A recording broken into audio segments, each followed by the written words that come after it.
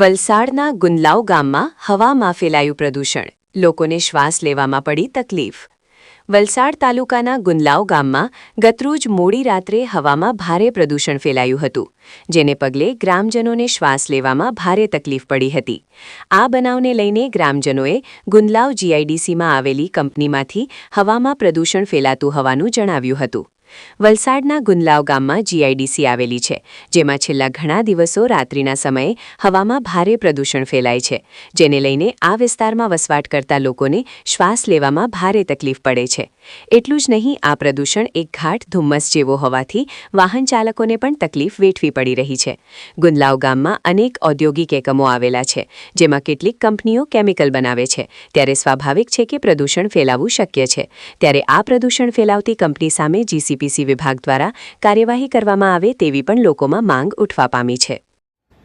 અમે ગુંદલાવમાં દયાલનગર સાંઈનગરના બધા ગ્રામવાસીઓ ભેગા થયા છે। અહીંયા કઈ કંપનીમાંથી ગેસ લીક થતું છે કે ધુમાડો આવતો છે તે અમને કંઈ ખબર નથી। રોજ રાતના 8 સાડા 8 વાગ્યાથી આ ધુમાડો છોડવામાં આવે છે।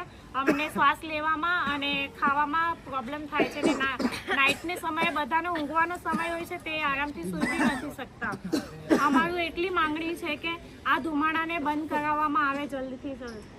हम लोग को खेलने में दिक्कत होता है, खाने पीने में चारों पट्टी धुआं है। कंपनी के इधर से आता है धुआं, बहुत गंदा है, इससे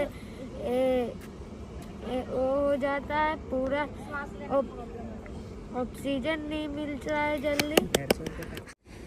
सुबह जॉब पे जाता हूँ, जॉब से आता हूँ 8 बजे तक मैं जॉब से आता हूँ और फिर 8 बजे के बाद मैं घर से नीचे उतरता हूँ, देखता हूँ तो कंपनी में से पूरे सब धुएं छोड़ते हैं और यहाँ पे छोटे छोटे बच्चे लोग रहते हैं, उनको प्रॉब्लम हो रही है, सांस लेने में प्रॉब्लम हो रहा है, कोई ठीक से खाना नहीं खा रहा है और ये सब नहीं कर पा रहा है।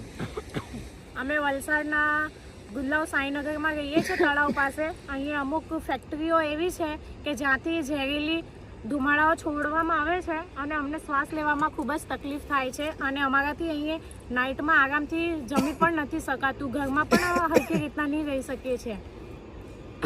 हो रहा है जीआईडीसी के अंदर में बास छोड़ा जाता है और हम लोग के जीना हराम है बिहारी बाबू का। और बिहारी बाबू का प्रदूषण बहुत खराब है। यहाँ पे कोई सरकार जैसे कि हम लोग के देखने के लिए तैयार नहीं है।